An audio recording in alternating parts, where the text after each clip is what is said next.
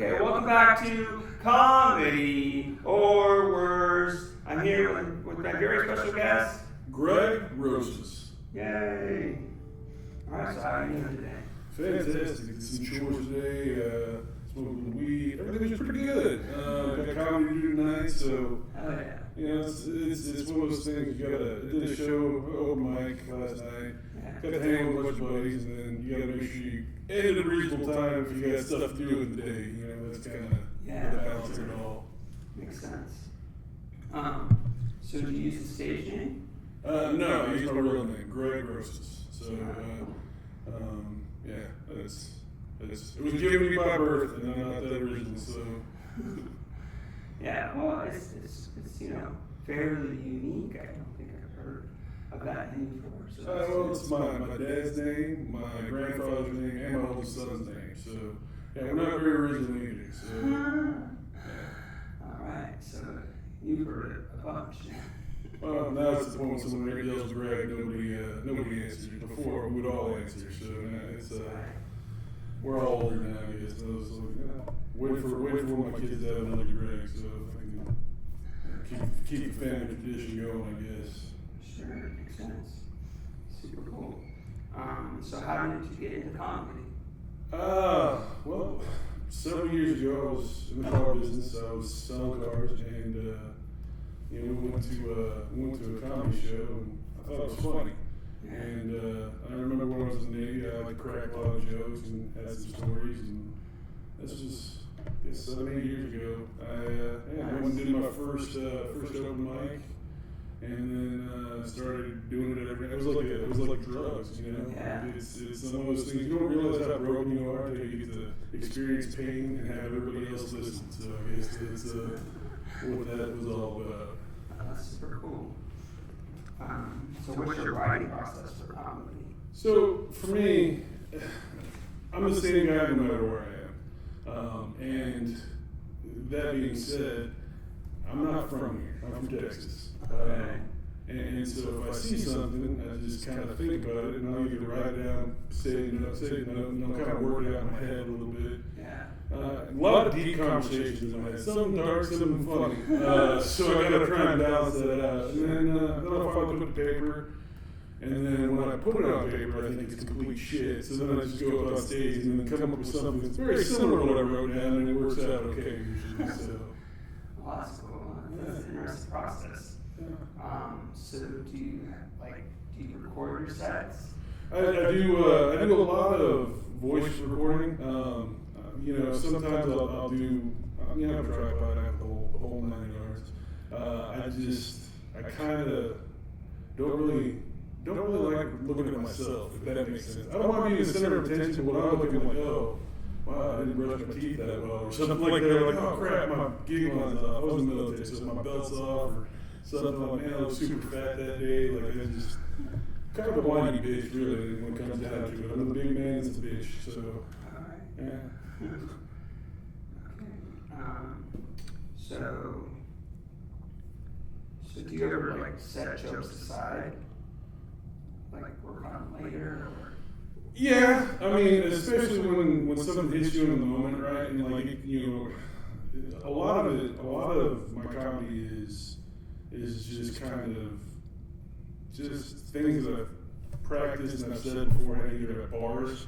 Just kind of, that's my favorite thing to kind of do is when I try out materials, just sit there, watch a game, and then say something stupid and see if anybody laughs. I'm like, okay, I seem like an average Joe. That, I'm not trying to do anything. It's just kind of how I do my research. But there's some jokes that you think are the funniest joke, and then you deliver it, and it bombs, and then it bombs, and then it bombs. And you do it 15 times in a row. You're like, maybe it's the joke, or maybe it's me. Right. So then you kind of put it aside, but I'm never afraid to not say anything. I don't do a lot of some topics. I try not to be too controversial, just because I'm a grandfather. So I have 8 kids, so I don't want to be like the guy that's at a PTA, have my kids PTA or something like that. Like, hey, did your dad say something about X, Y, Z or whatever? Right. I just gotta kind of manage that a little bit. But for the most part, my kids are all pretty supportive. My older ones are. My younger ones that have no clue. So, Right. yeah, my oldest is 21 and my youngest is 4. And then I got a 3-year-old granddaughter. So, Wow. yeah. All right. So who's the funniest person in your life right now? Funniest person in my life? It's gonna be my dad. And he's he's unintentionally funny. Like he'll just say things that he's just like I don't know. He'll just the way he can tell a story. That's I think probably the first person I ever thought was funny. Is because every day he'd come home, he was in the military, he'd take his boots off, he'd refuel planes. Always smelled like jet fuel, so he'd have to take his clothes off. He'd sit there and he'd tell stories about his day at work, and my mom would sit there and listen and put up with his dumb shit that he'd say. But, it's just, it's just one of those things, the way he would say things just was like, kind of ridiculous, and it was just funny. And he's still around, he's still out there now in Texas. Shout out to my dad, Greg Rosas. But yeah, he's still probably the funniest guy in my family. That's cool. So what made you move to California? Well, let's see. All my exes live in Texas, and this is not bullshit. Like my first wife, that didn't work. She divorced me and moved out a few hundred miles away, still in Texas, and married another lady, had a few kids with her.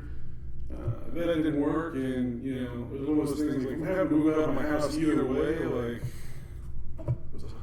I got offered a job in California, in San Diego, and it was 130 degrees. I was standing on top of a roof, and I was like, "Where's this place at?" Like it's in San Diego. I'm like, "What's the weather there right now?" It was 74 degrees. I was like, "I'm fucking going. Let's go!" Like, hey guys, I'm gone. And I just packed up a F-150 and dropped off half my shit at my parents' house. I'll get it one day, Dad, I promise. And then after that, I just moved out here and just started doing comedy a couple months in.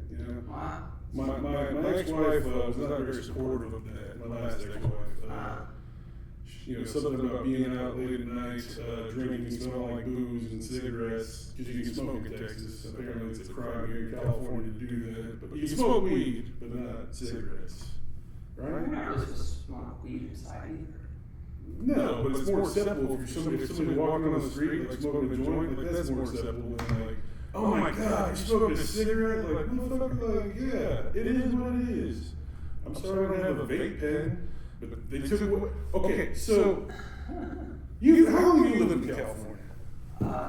Pretty much all my life. Pretty much all your life. Okay. So I mean, I was. My dad was in the Air Force. I lived in California for about 3 years. And I was stationed out here when I was in the Navy. I don't get how a state that is so liberal and woke and inclusive is so discriminatory towards black people. You know why? Because they don't sell menthol cigarettes, bro. How many times have you seen people, want a menthol cigarette? Like I do. I'm a minority. A lot of black guys do. That's why I learned how to smoke menthols. And when I was in the Navy, that's what you had to do. But you can't smoke anything flavored. You can't smoke. Well, I mean, not to say that what their side is correct, but there's a lot of evidence that point towards, like, how can we get kids to stop smoking? Well, you're making them flavored, like menthol. Cough drop? Really, cough drop. You know what I want? Oh, you know what I want, kid? As a kid, I want some balls, menthol. You can live this cough drops. No, man. No, I totally understand it. Maybe menthol just kind of got. It's just one of those little things that's like I think is funny because you can have. Everything has an unintended consequence. Right. And it could be intentional or it could be unintentional. You never know. No, I just think I always think somebody's fucking personally. I think there's someone in California that's just pressing the button. I'm kidding, not really, but. Well, I mean, there's a lot of things that people said and now we find out are true, like the war on drugs. They knew it wasn't going to work, but it didn't. We were the number one proponent of like buying the drugs, supplying the cartel with ways to get drugs into this country so they could send weapons to other places and imperial countries. I mean, there's. That was all supposed to be secret under the table. Okay, but when it all comes to the table, like come to life, like, oh, how come we haven't won this war on drugs in the last 30 years? Well, because we decided to use other ways to try and manipulate. Right. Yeah, and the war on drugs, you look at the data, it's like it was a racist thing to do. Because a lot of the people that were going to jail were. Oh, you're talking about like, you know, like when they were like, you're getting 15 years for a dime bag, like, you know, federal time. Yeah, that's, and thankfully, some of those things are kind of appealing a little bit. Yeah, I mean, absolutely. Like, the evidence shows that it seems, and the way the country's going, like, weed shouldn't be a Schedule I drug, and it still is. Yeah, but it's locally legal. Right? Well, yeah, but there's consequences for it not being totally, like there's there's also like church groups and groups that are like lobbying like PayPal and the credit card companies to like if it's certain types of industries, they say, hey, don't do that. So it makes running that business harder. Mm-hmm. So all these things make it harder to run these businesses that are totally legal. Right, but it's also like at one time comes from something that was illegal, right? Like, you know, that's like moonshine, right, was illegal, now it's alcohol's legal, right? Like there's got to be a little bit of a transition, right, into like making it easier. And I think in time it's going to go easier. At least it should. I mean, that's also the reason why I moved out here is I started being a criminal in Texas and everything. I mean, the fact that you can just walk into a store and buy marijuana, and then like there's a dude there that's like a barista that's going to tell you like what strains, like the history of marijuana, what you get. And I'm just like, dude, I'll just take this, thanks. Versus like the old school. You strike it out. I mean, like, have you ever bought drugs like illegally before? You don't have to answer that, but I'll say this. Well, I grew up with drug addict parents that kind of scared me. Okay. So if you want to go buy marijuana in Texas right now, you gotta like do like old school drug deals, like knocking on the door, waiting outside, go into a shitty part of town, have to sit and talk to the weed dealer, like just like the scene from Pineapple Express, and you're just like, dude, that's what you. And once you have to go through all these steps just to get marijuana, you're like, might as well do harder drugs, right? Like, I mean, the guy sells the same stuff. Like, oh, okay, I'll take a little cocaine, some Percocets, and some Adderalls too. Oh, you got some black market Viagra? Cool. I'll take it all. Here's a couple $100. Send it to you via PayPal. I'm kidding. Cash.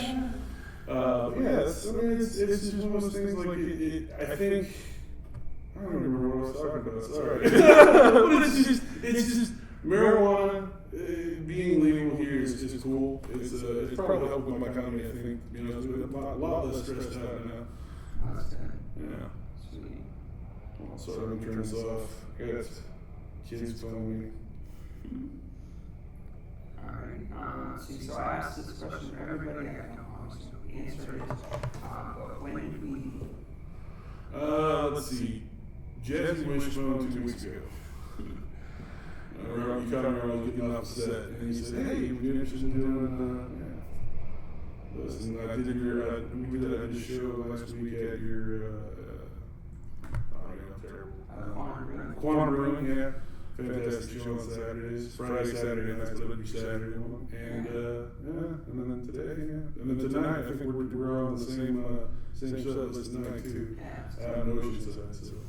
That's great. That's a great show. Great room. Sweet. So have you ever traveled to do comedy? Yes. Yes, I have. There's a period of time that I would travel with the group, but it's not a front. I put their name out, but we would go around to strip clubs, usually black strip clubs, and it was kind of like laughing ass comedy. Like we would go there and tell jokes on stage, and then sometimes promoters didn't do the best job at like letting them know on Friday night, like, hey, there's gonna be comics there, not just their favorite strippers. You got a whole bunch of guys that just trying to show me your titties. I'm like, bro, like you don't want to see mine. Like, nah, get off the stage, fast. Like, different kind of heckling, but man, it's a good way to like learn how to do quick comebacks when you're just a straight hostile room. And yeah, it was what they call the non-black talent. Like, get your ass up for white. I'm like Mexican, like. But yeah, I've done that a few times. I got to tell a joke on the Tonight Show when I was in the Navy. Nice.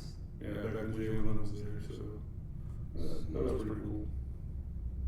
See, is that on? Can we watch that? It was from I think 2008. It was when John McCain lost the election. This is back when Jay Leno was doing like more serious stuff before he retired, or was going to retire, and then he went to Conan and then he came back for a couple of years.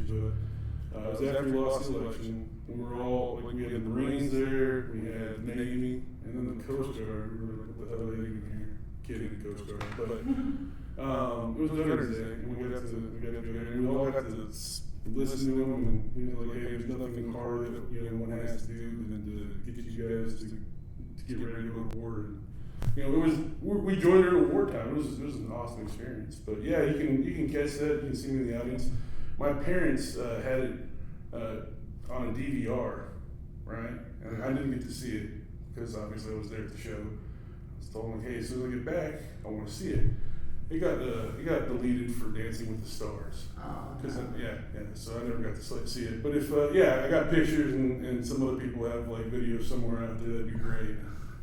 Okay, cool. Yeah, send it to them if you know where it is. It's cool. So do you have any hobbies or passions that aren't related to comedy? Yeah. I like to drink beer and watch football. I'm a big fantasy football player. I'm kind of a degenerate gambler, really. That's just gambling. Just in anything, like you want to place a bet with anything, bet me to, make a basket. I'll do it. Like I just like to just try my chance, I guess. So yeah, gambling, a lot of gambling. You lost all the money in gambling? No, not really. I mean, like sometimes I have, but it usually forced me to make smarter bets and work harder. Like the thing about being a serial gambler is like you think that you're always good. You're one good streak of luck away from making everything right. And there's an old saying that my dad used to tell me is like sometimes you gotta know when to quit, know when to hold them. It's from The Gambler, right? Like you gotta do that. Like it's. Sometimes, like after I play my money, I'll put it in my pocket or whatever that I have, and then I'll just play with the house's money and walk out and either be ahead or behind. But for the most part, I'll spend 4 or 5 hours at the casino, and then if I have to do a show, I'm like, oh shit, let me go drive over there real quick. So. All right, cool. As long as you're not going to debt over it, that's good. No. So do you wish you started comedy earlier? No. I enjoyed my younger life, and I think that's probably why I'm a little bit better in comedy now. Is because there's some great young comics. Like there's a couple of them that are 21 years old, 22 years old that I've seen them. They're phenomenal. Yeah. For me, I'd have to live some life because at that time my sense of humor was like dick and fart jokes, and like really it hasn't changed that much either. I'm better at saying it than now at 41 than I was at 21. What about you? Yeah, I wish I started earlier. I started at 47, so. Okay. Wow. This is year 7 for me. Wow, Jesus, man. You look younger than I do. What is it, clean living, man? Golly, everybody in California looks young. It's that Botox, man. Well, back in 95, they said, stop smoking in restaurants, and that kind of helped. Let's see. I never smoked. It's just, get to not be around it as much.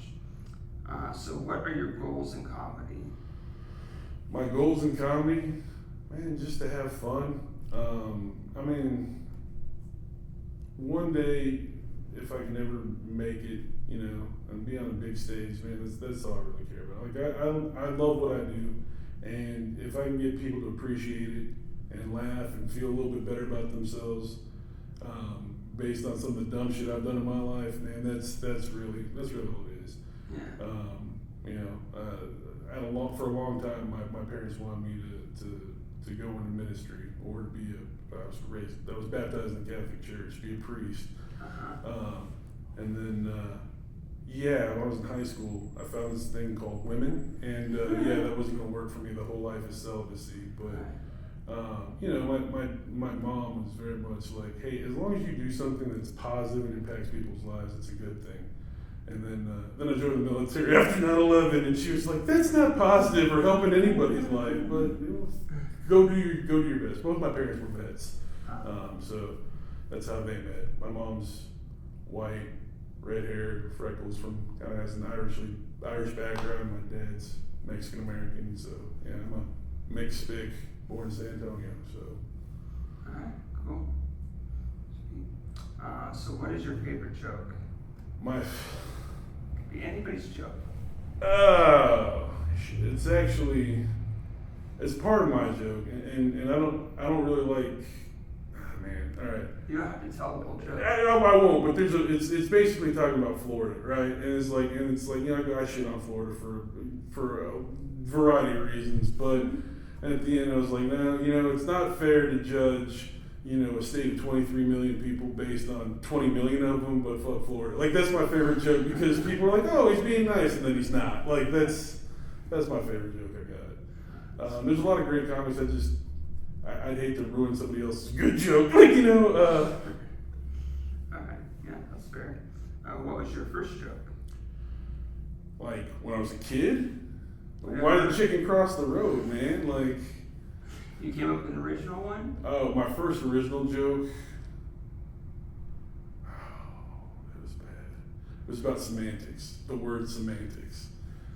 I'm trying to remember it. Oh, yeah. It was, at the time I was going to a lot of weddings. Like, like in your late 20s, early 30s, like, you're going to all these weddings. And some of these are like, some of these women, like, that you go to a wedding, like, they have their friends that go up and they give their bridesmaid speeches, and they don't realize how bad they are saying when they sound. So it's like, oh, they've kissed a lot of frogs, which translation, that means they've gone through miles of cock. And that was like the first thing that was my first joke that I wrote.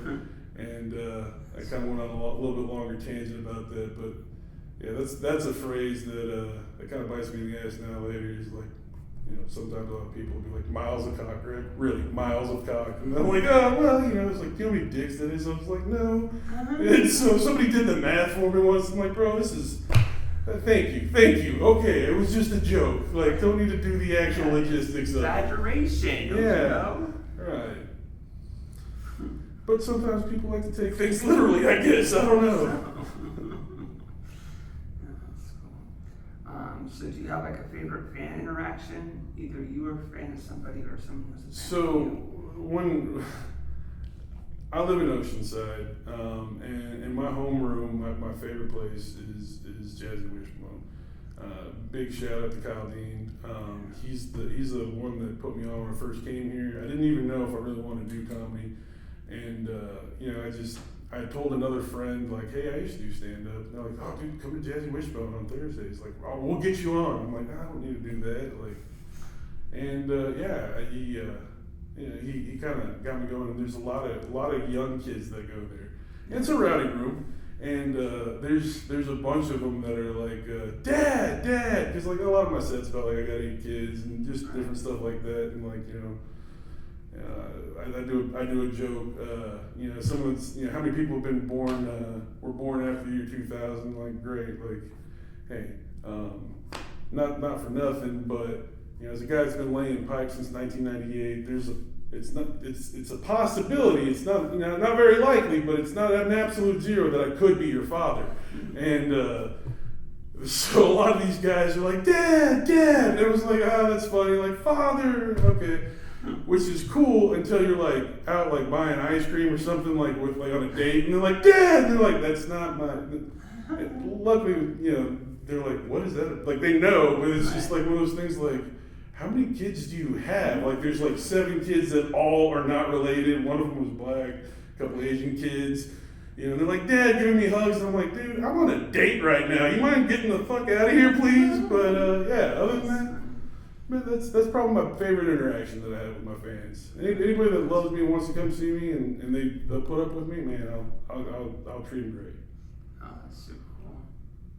Nice. So what's the scariest place to perform? It's for me. I'm not gonna say the place, but a lot of times, American Legions and like places where there's a lot of veterans and stuff like there, just because it's a very somber place, and it's a safe place for vets, and I used to go there a lot, and I used to drink out of a lot of times because it's a safe place.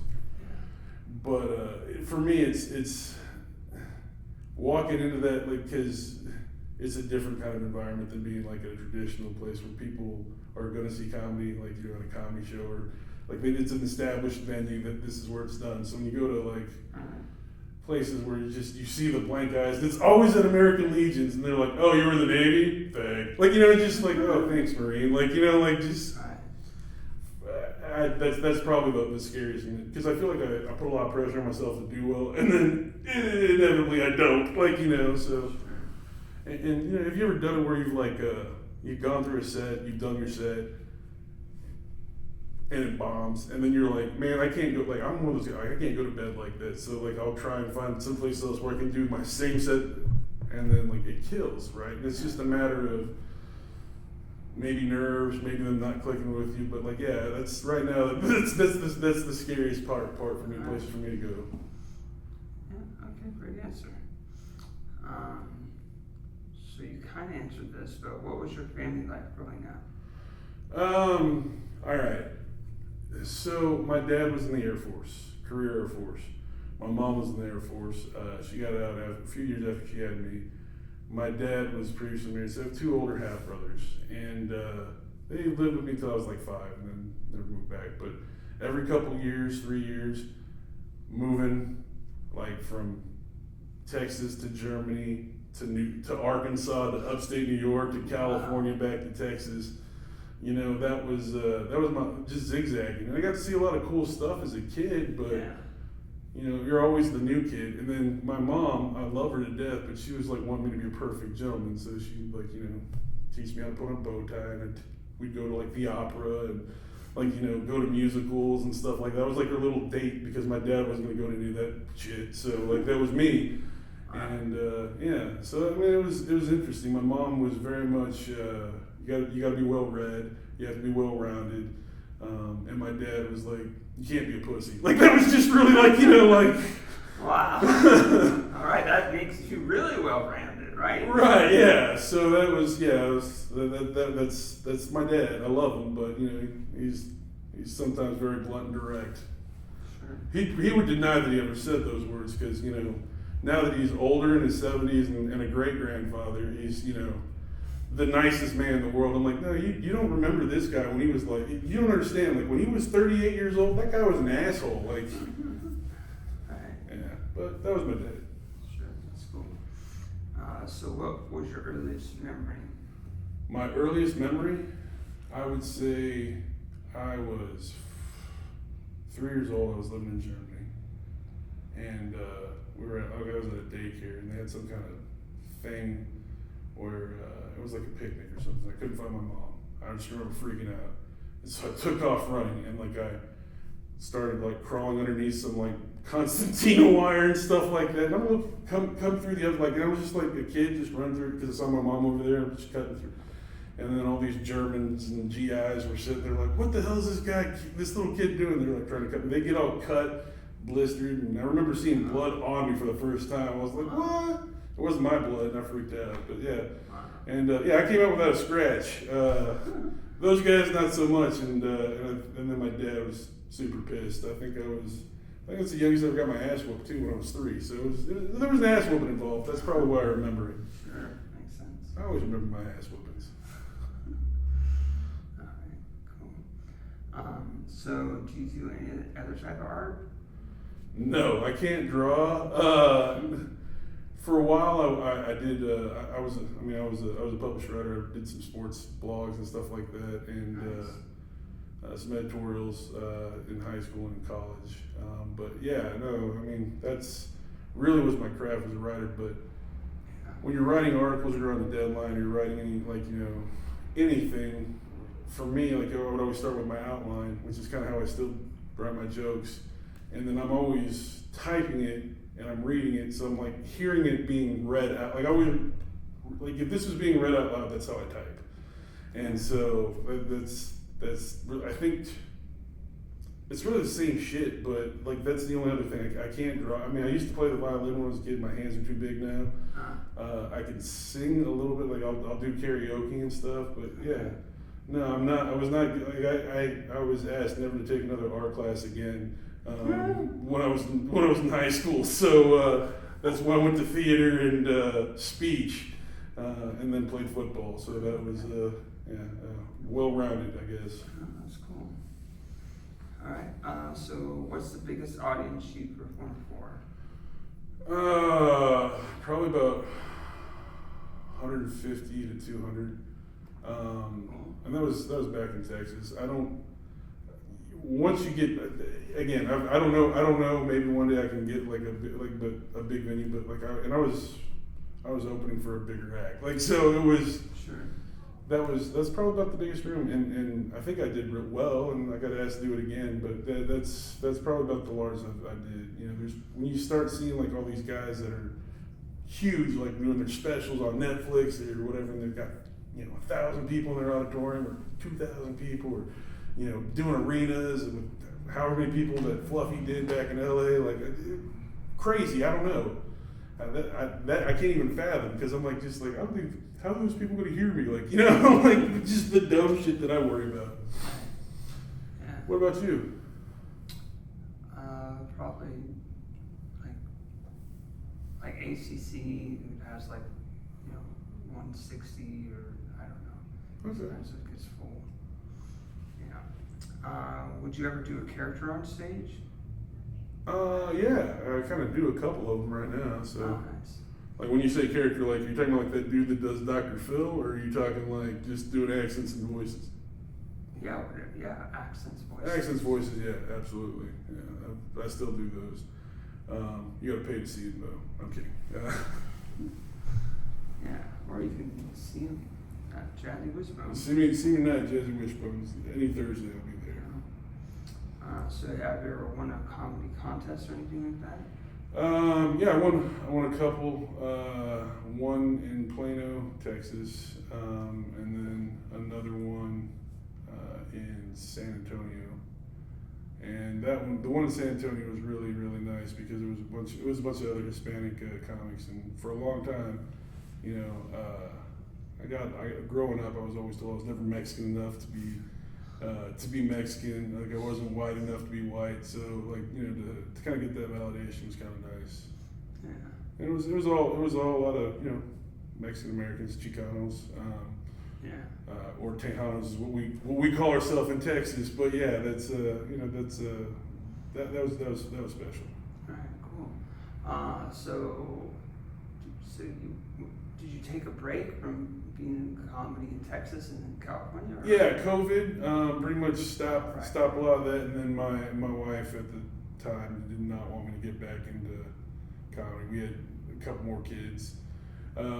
So I mean, the one thing about COVID is liquor stores were open, and she worked from home, so drink, go get a bottle of wine, I'd come home and oh shit, I got she sent me a text message with little 2 pink lines when I was at work. I was like, oh, I love my kids, but sometimes like when you get told that you're gonna be a father for like the 5th or 6th time afterwards, it kind of gets old. Like you're just like, shit.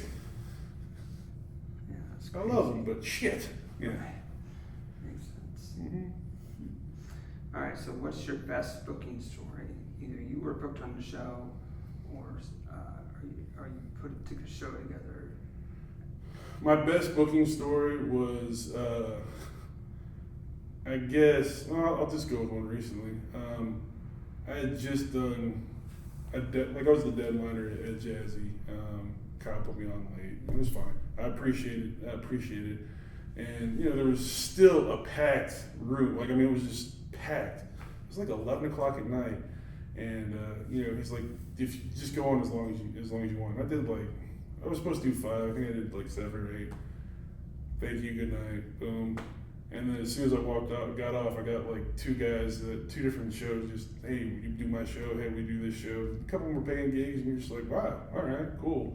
That was, I mean, and never met them before. They didn't like, they just happened like they were there to see other people, and they're like, oh, tell me about yourself. And, yeah, that's great.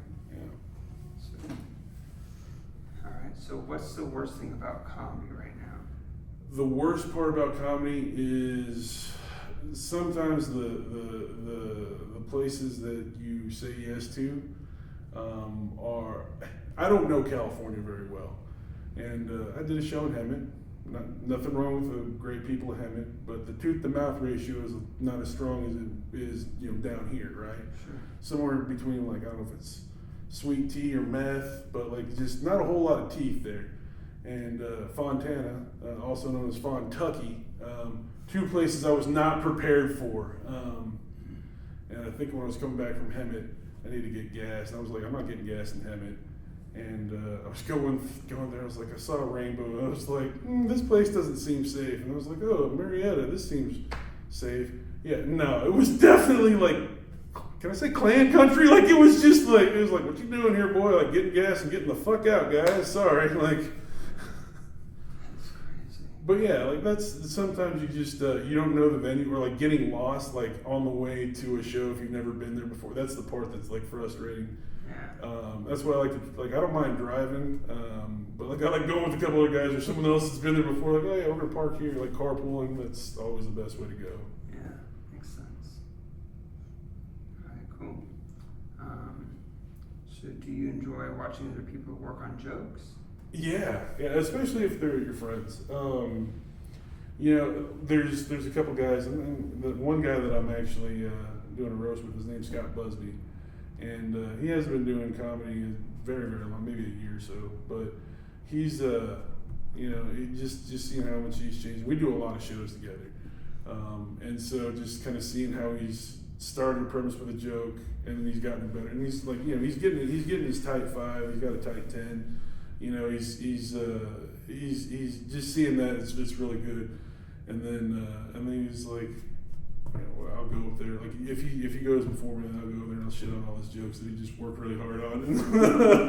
It's like, why do you do that? I was like, because they're good jokes and people got a reaction from it. So now I'm gonna play off of his. Right. Still do my set, but like sometimes like when you get, have you ever been thinking that you're gonna do like 10 minutes and they tell you, hey, you do 15, and then somebody else is late, so you gotta stretch out, and then you gotta do like a lot of crowd work in between, like you're just like, shit, I really want to end this joke soon, or end the set now, but you're having to fill for like 7 minutes. That's when that usually happens. Yeah. All right. Cool. So being in North County, and then I'm in here in San Diego. It's like sometimes like you see people and you're like, oh, where did these people come from? Oh yeah. And you find out, oh, they're just in North County. Well, it's what's crazy is there's pockets of comedy here. Yeah. Like you have the San Diego comics, right? North County, and then the Orange County guys that are completely different. And LA, that's the next place I kind of want to venture to. It's kind of overwhelming. I couldn't go there. I mean, I could go there myself. Wouldn't even know where to start. You know what I'm saying? So like, but the comics that I've met from LA that are there, they're like, oh, they're usually pretty cool, or they're douchebags. Like, for the most part, Right. San Diego comics, like, they stick to their own. But like, oh, you're North County, we'll let you kind of come like talk a little bit, but they don't like Orange County guys for some reason. Orange County guys like North County. It's just comics are kind of catty bitches. Can we just say that? Can you agree? Sure. Well, I would just say that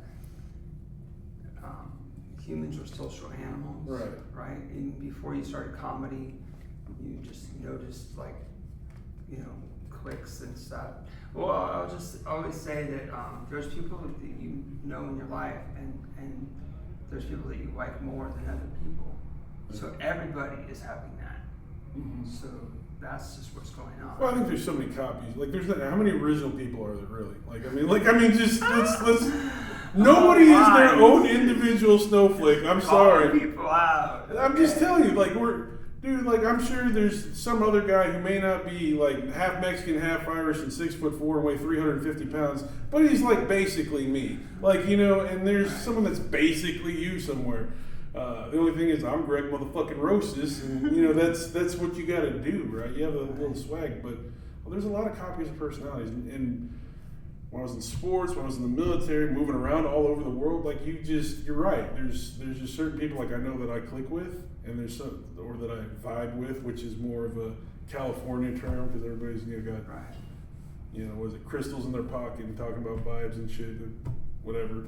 But that's kind of that. Like there's only so many different people and combinations, right? And then have you seen? I'm sure you've seen it, like where there's people that start to do comedy and then they just disappear. Yeah, those guys. You know, there's that.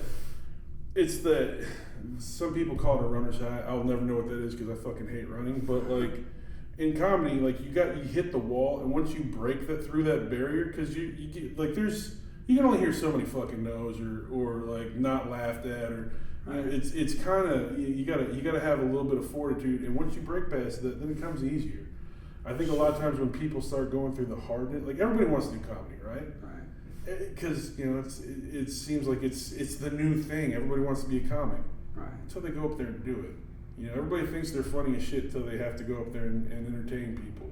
Yeah, that's try to like encourage people to do comedy. No, do comedy, but like it's not easy. It's not easy. And also go support live comedy. That's the other thing we try to do on the podcast. Yeah. But also the point is that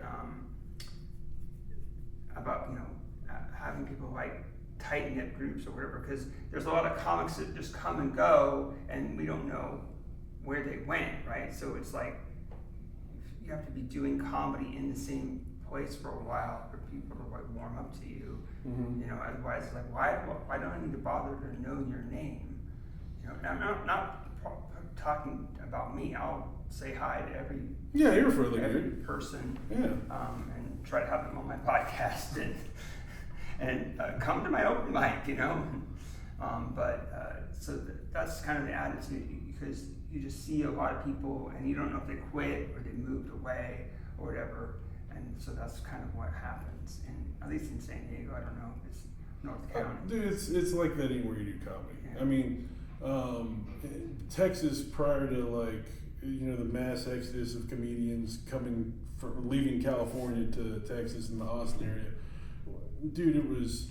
You pretty much had to wait in line to get your shot. Like there was like one guy that's going to get all the shows, and then after he gets all his shows that he wants, and you get to go like, all right, then you could tell it was a tiered system. You work your way up, and everybody else is talking shit because this guy's getting heat, or this guy's getting put on here, and there's always that one guy that's like, it's a fucking conspiracy, like, man, no, you're just an asshole. No one likes you, like, but people won't say that to him. I will.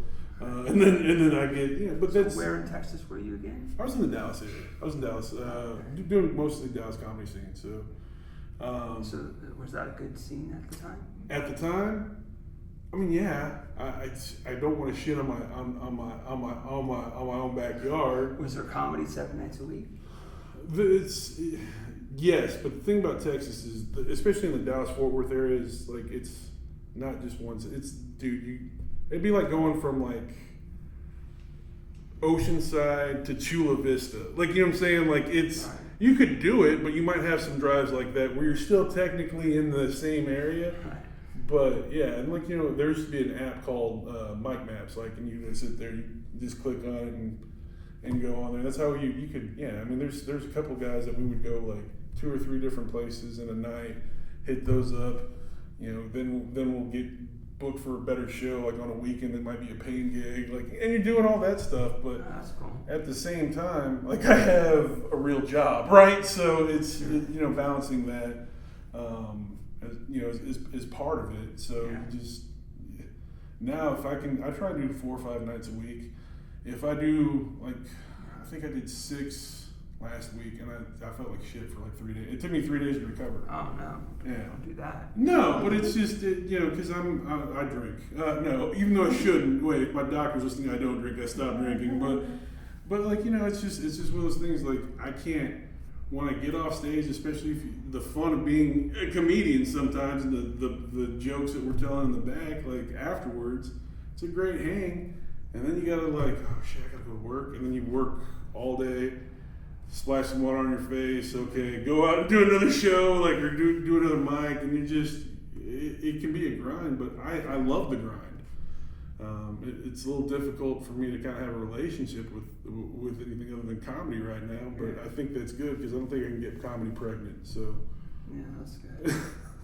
Well, I mean, you can have an album. You can have a Oh, yeah, fair enough.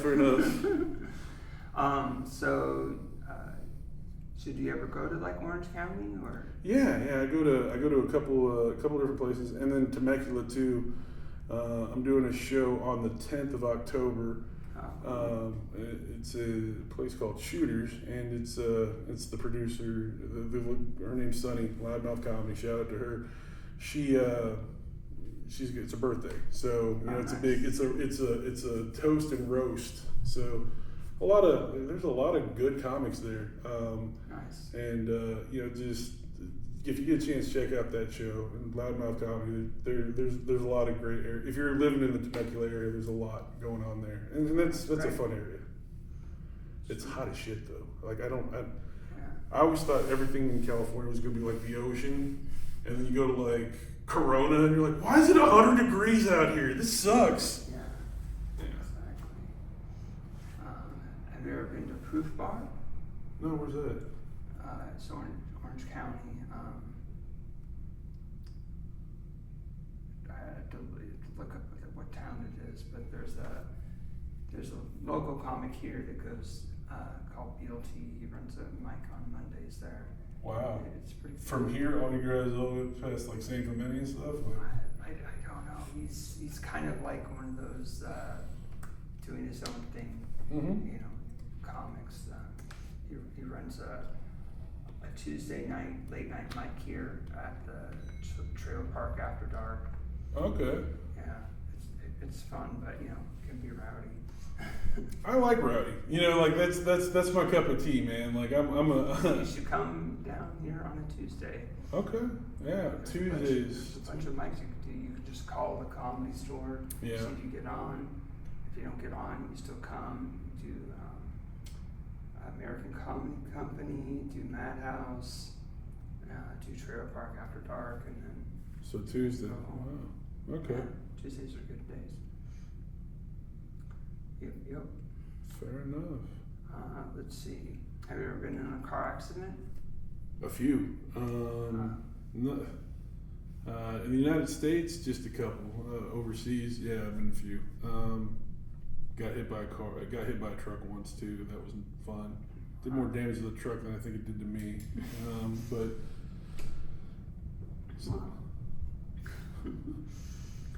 So do you have any merch? Any merch? No, I don't. I got a merch person, and she has. She's getting some stuff out there. I'll get a website. Thank you, sir. Comedy or Worse. This is come here and get an autograph one right here. I'm kidding. Well, I would autograph it. It's a sticker. It wouldn't be that great. Hey, I'll take it. I'll take an autograph any way I can. But yeah, no, I got some stuff coming. For me, I just want to focus on creating and making comedy and content. People that want to sell my merch or do anything like cool, go right ahead. If you have an idea and you hear a joke, like cool, and you want to use my stuff, put it on anything, I'm a whore. I'll take it for money. Let's go. Yeah, don't forget to pay him though. Yeah, absolutely. I get paid to do the wild thing. That's cool. So, how do you feel about social media? In general, I think it's great. Like, it can also be bad. Like, I think the algorithms are kind of fucked up, to be honest with you, because it's like, you get the the divorce. Like, as I was going through my divorce, it's like you get the divorce attorneys ads, and you're like, how the fuck does this know? And then all of a sudden, like, it's like the dating app ads. And then after a few months, it's like, have you thought about virtual AI girlfriends? I'm like, what the hell, man? Like, this is getting a little bit too close to comfort, man. But yeah, I mean, why can't they just, give me coupons for Bud Light or something? That's what I need. Yeah. Well, I think because they know you're going to buy it anyway. That's why. Yeah, probably. Yeah. Exactly. Or a Pinot Gris. I've started drinking a lot more wine coming out here. I think, yeah. Also, I've been taking those GLP-1 shots. I just started on those. So the drinking beer is like, it's weird because I'll open one, crack one, or I'll have a bottle in my hand. It's kind of my prop. And like it'll get hot, and I'm like, can I get another beer? And still not drink it. So I'll buy 2 or 3 beers a night, and then maybe have one. So that's been interesting. Okay. Interesting. Yeah. Let's see. Is there something that you want to still talk about? Well, there is one thing I do want to talk about. Oh no. And that is. So, no, I'm kidding. No, I don't. No, man. Like, here's the deal. I'm a comedian, dude. Like, I don't think. I think people need to go and just laugh, and I think laughter really is the best medicine. And I think that a lot of times, especially now, there's so much divisiveness going on. People just need to chill out, smoke a little weed, and laugh their ass off. Watch a good movie, go see a great show, go enjoy the great comedy that's out there, because life is one of those things that's fickle, man. Like you don't know when your last day is, so you got to try. If you're miserable like every fucking day, and that's your last day, that's gonna suck. If you try to have a good time, and don't hurt people. Like that's another thing. Don't be an asshole and hurting people either. Just especially over words. That's the shit that I don't understand. But yeah, I mean, just be inclusive and spay and neuter your pets. That's another thing. Yeah, don't buy from breeders. But shelters are okay? Where do you think they get the dogs from? The breeders? They just had to get beat up and have some shitty things happen before they got to the shelter. I don't think the breeders take the dogs from the pet. No, a lot of times breeders get their dogs taken from them by the police and stuff like that because they're not the best. And puppy mills are shitty. Right. I don't want to talk about them, but save a dog and don't make them make other cute doggies, okay? That's clone them, okay? Do something else. Right. Okay. I think we're on the same page. Yeah. And then I was thinking, what's good about doing comedy in front of other comics in a new city is that they don't know your jokes.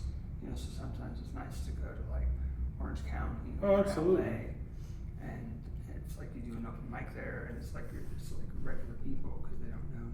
See, and that's very much the case. Like if you got your stuff and you want to do that, but I also enjoy the challenge of going to the same room every week, and I got 5 minutes or 10 minutes to make these people laugh, and you're seeing people in the audience that already know your shit, so you got to step your game up.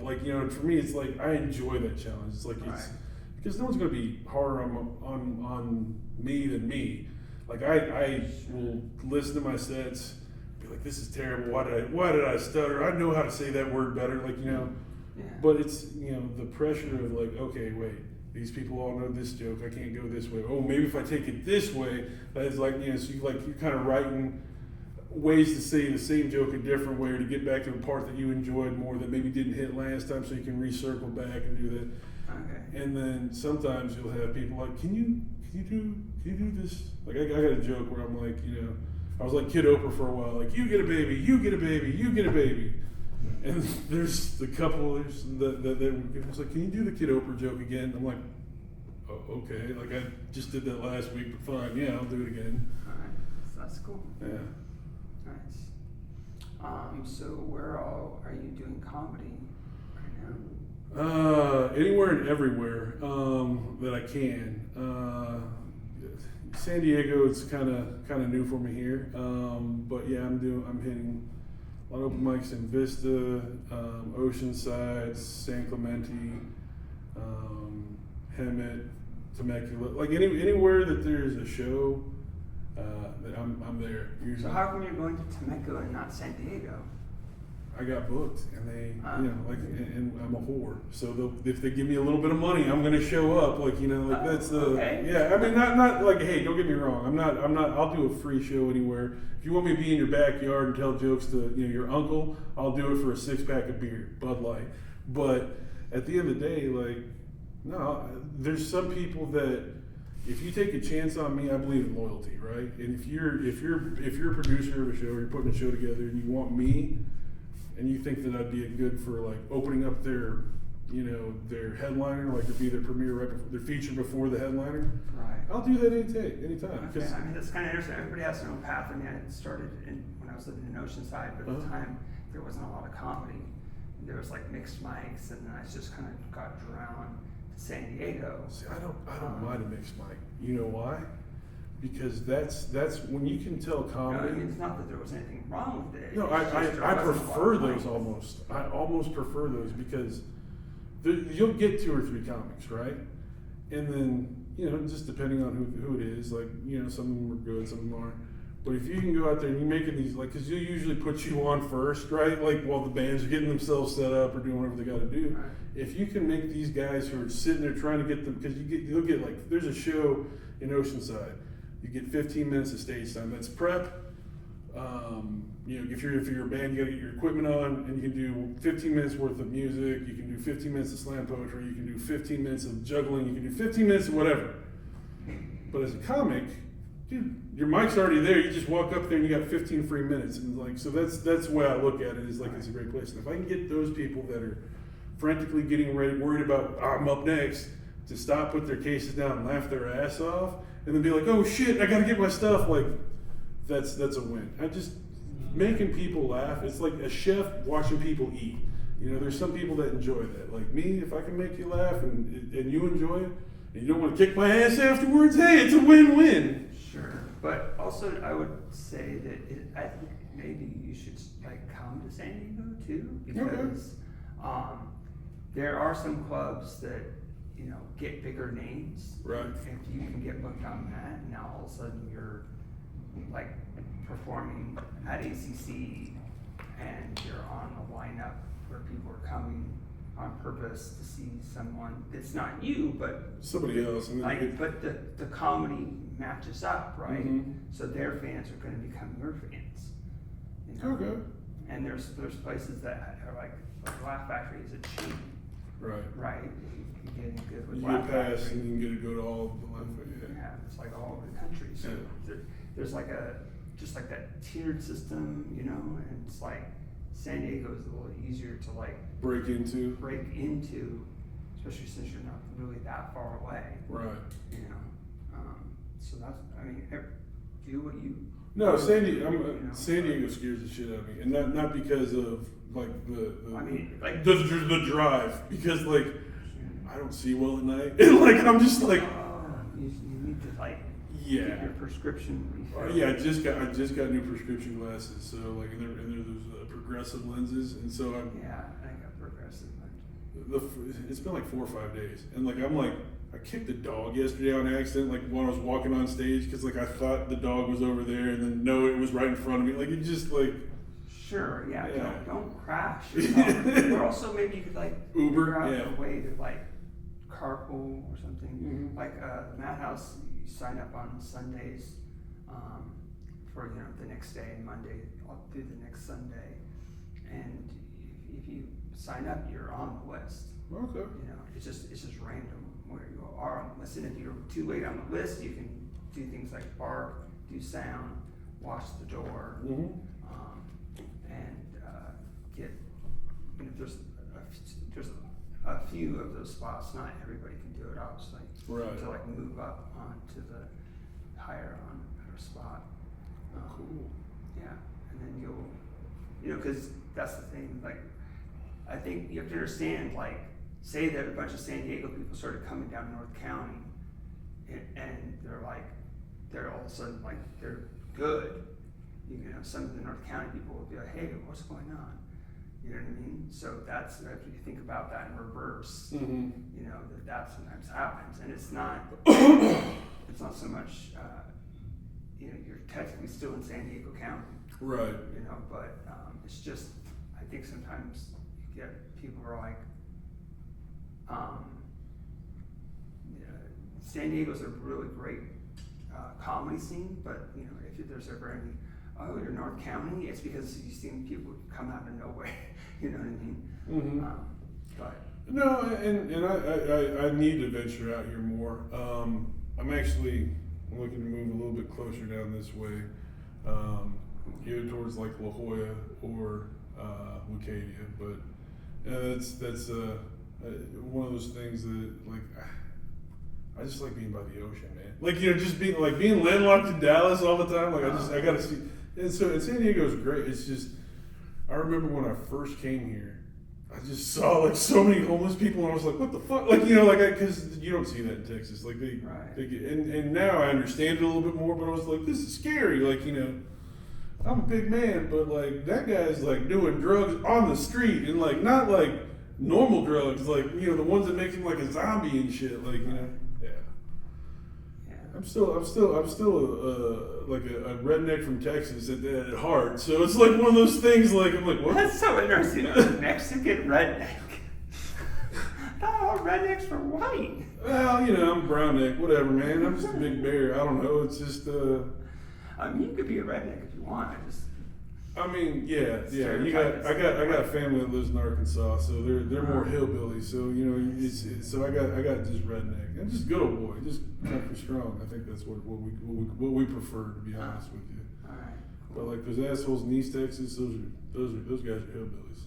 I'm from West Texas. We're a little bit better. We talk a little slower. Texas is so big too. Yeah. Like California is like a little bit wide and then super long, and then Texas is just wide. Well, it's like when you go from east to west, it's like, I think it's like it says Beaumont 10 miles, and then El Paso 837 miles. And it's the same road. I think it's like 10. Like, it's just like, it's crazy. Yeah. All right. Sweet. Can I ask you a question? Sure, I think you can. Let's deal with the pretzels, man. So on Twitter, this is one of these people I was following. He just had a tweet that said, literally, "I love a good pretzel," and it was like, I love puns. Like puns were my first. A pun was my first thing where I was like, my kindergarten teacher said she would come and talk about her day, and it was like, it was probably like on Monday, and she's like, "Oh, over the weekend I did some errands," and I'm like, "What?" And then she's like, "No, not you, Aaron." And then she explained the meaning of it, and it was spelled different, but I just thought that was so funny. Right. So, and it was like, he said, "I love a good pretzel," and I was like, "Oh, have you ever had an evil one?" Yeah. So then I just took that and I made it into a joke, and it's like one of my longer, I've been had that joke for a while, and it just kind of like gets to a point where you're like, "Oh, I want to put more puns into it," and then it's like it just becomes this like a 15-minute pretzel No, ode to pretzels. It's 3 minutes. It's his opus, guys. He does 7.5 minutes in French. There's people playing violins. 14 puns about pretzels or something like that. Somebody. No, it's good. I was like, and then I think what was funny is when I went and did your show, I was like, he's actually got pretzels up here. Like I had to stop. I was like, he's really got pretzels up here. Like. Yeah, because I started bringing pretzels because then I was doing the pretzel bit at Quantum Brewing, and you could bring food there, but they don't really have food. So you just start tossing pretzels at people? Like, oh, I should just bring pretzels. And then also a comic that comes there will bring a bag of pretzels, Diana Pugh. So I was like, oh, I should get little bags of pretzels. They're free, but we're trying to get people to donate money to help pay for the ads, Yeah. Sometimes like people come because of the ads and the flyers, but other times it's just comics. So It's just hit or miss. Well, and sometimes, so there's one show that we used to do in Dallas, and it was like a comics only kind of club, or kind of place. Like it was upstairs in the back of where we would normally do it, and you're getting drilled and heckled the whole time you're doing your set. Like, I mean, it's just like, and it was funny because it started off like kind of like as a practice, like because sometimes you're doing some rough sets, like at some drunken places, like you're going to place like just outside of like a bar called Billy Bob's or some shit like that, like and then you're trying to do comedy and there's drunk people like, who the fuck is this guy? Oh, like or like like, fuck you, buddy, you suck, like you queer, what are you doing on stage? Like like you're holding that mic like a dick, like. You get all like, so you if you're not used to it, it's kind of like, so it started being one of those things like, hey, like you should we'll do it together, and then all these, it was just comics just shitting on each other. So if you get your name pulled, like you draw the short straw, like you're up there, and it's just like 8 to 10 comics, sometimes more, just drilling on you, and then the audience members loved it because they could just finally hear how we really felt and talked and shit. So just like. Wow. But yeah, I think if I was gonna ever like put on a show or be a part of a show, I think those would be the best kind of shows where it's just like a comedy show, but like comics just being dicks, like because we're always trying to be polite when we're in front of people, but behind like.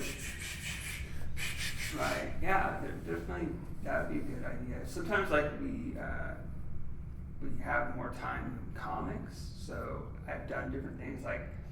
There's 2 mics, so I'll turn on the other mic and like have 2 comics go up and just talk or do topics or roast each other or so maybe even just have a heckle on that mic. So I'm doing a roast in I think November, the first week of November. I'll have to look and see it. End of October, first week of November. Look at follow me on Instagram, Greg Rosas Comedy. I'll have all that stuff. Where are you doing the roast? At the comedy store in La Jolla. Oh, nice. And it's one of those things like the guy that I'm roasting. He's like, hey, I want to roast you. I'm like, bro, you're a little bit too fucking excited about this. You know what I'm saying? Like I thought Scott Busby. And so this is. Okay. Now that we're like, hey dude, like if we're gonna go on this roast, like we need to hang out a little bit more so I can know how to make fun of you a little bit, like, because like I'm a walking target. He's like, dude, I wrote 19 pages of jokes about you. I'm like, you're a fucking asshole. Like I got one maybe somewhere in the back. Wow. Like I'll figure it out a little bit more, but it's like. To be purposely mean sometimes, like I mean, don't get me wrong. I'm gonna like ask me my ex-wives. I'm an asshole. Like that can just, but it just always comes like in the heat of the moment. Like the short tempered, just sometimes my mouth will just get going. I'll say some funny things that are just probably fucked up, but I apologize. I should have asked about the language. I'm probably sure you're gonna have to be bleeping out a lot, aren't you? Now. What? Why would I? Okay. Why would I? You just seem like you're like like you just like you're a proper man. Well, I like to do clean comedy and then like surprise them with something vulgar. That they don't. What's the most vulgar joke you have, if you don't mind? I just posted a clip of it. The problem with these hoes is they don't know how to wash their pussies, but that's okay. I eat them anyway. Wow, strong. Like that scent from that old lady. Anyway, oh wow. Yeah, that's the thing. Well, it's good to have clean comedy because then there's more money in it.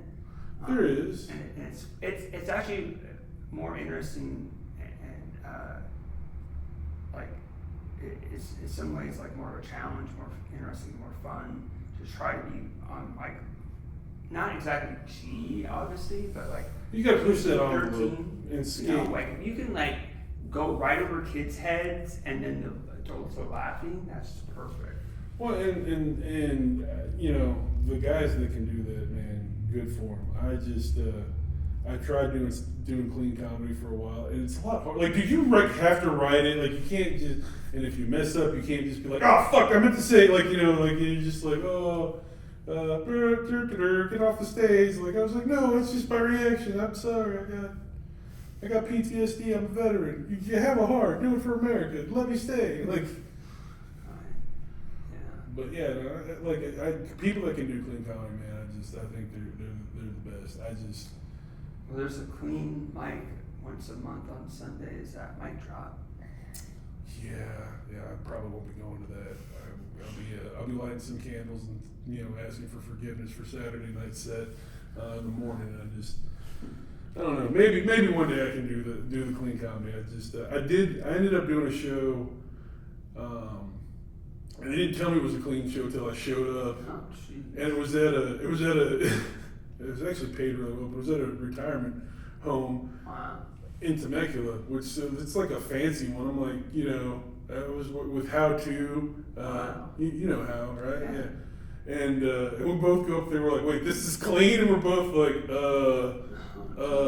And so then I was like, man, I really can't talk about banging out broads or being a shitty dad. So then I just talk about their kids and how many people were around. Like, oh, you were in the Navy? Were you on that wooden boat? Like, which one was that? The Ark. And they're like, ha ha ha.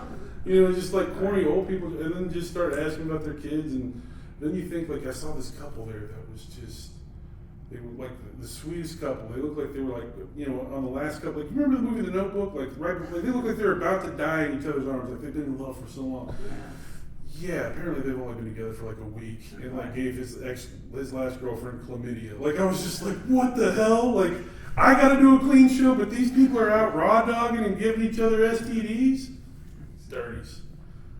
Yeah, that's crazy. Hopefully you can use some of this. Oh God. No, we don't edit it out. What? You don't edit anything out? No. I'm sorry, Mom. No, it's all good. But anyway, we probably should end the podcast and do the promo. Okay. All right. So this has been Comedy or Worse. Okay, bye. Deuces.